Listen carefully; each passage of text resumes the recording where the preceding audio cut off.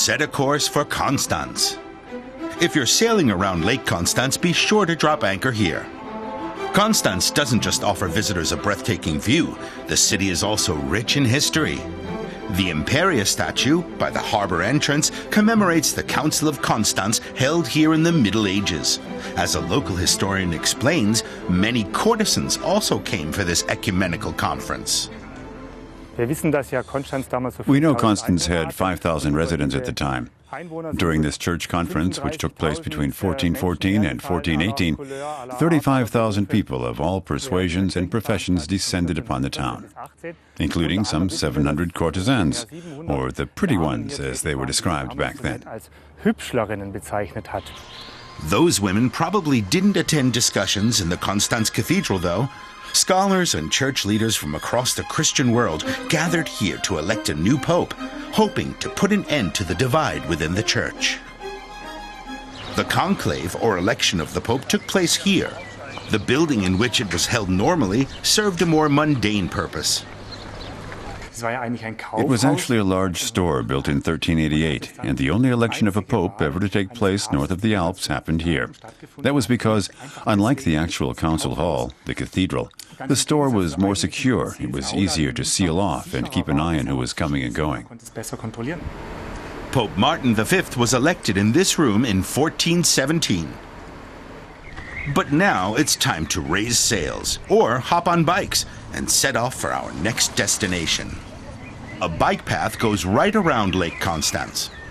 From the city of Constance, we head to Reichenau with its Benedictine Monastery. The island is an agricultural paradise. Farming and fishing are a way of life here. The monks began cultivating the land on Reichenau centuries ago, and agriculture remains an important source of income to this day. But the island has other attractions too.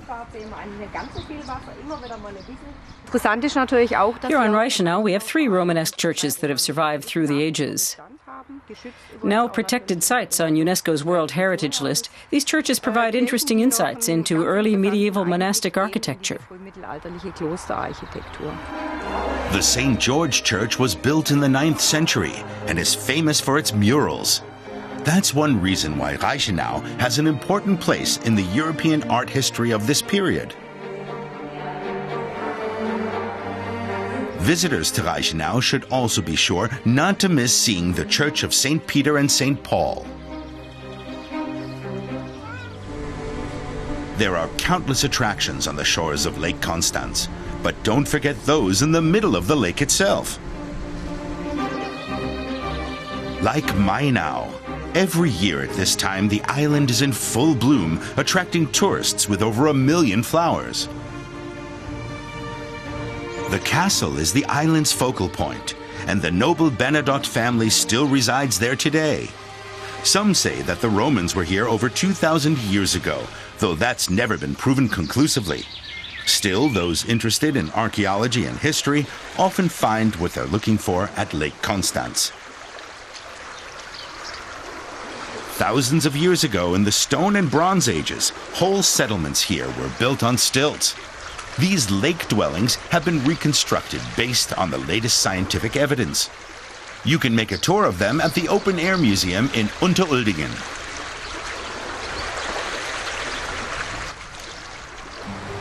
Wasserburg boasts an idyllic-looking peninsula. But a very dark chapter in the town's history took place in the former law courts here, known as the Malhaus. Fridolin Altweg shows us where.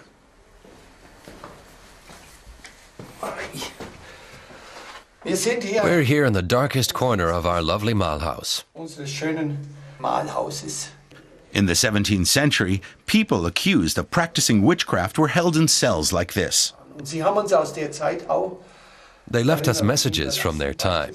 For example, this Christogram. It means Jesus, Savior of mankind.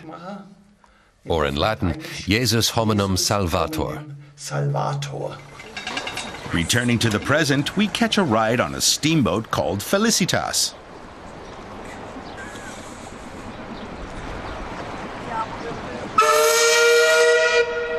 Wherever you're bound, on Lake Constance you're bound to have a pleasant and interesting trip.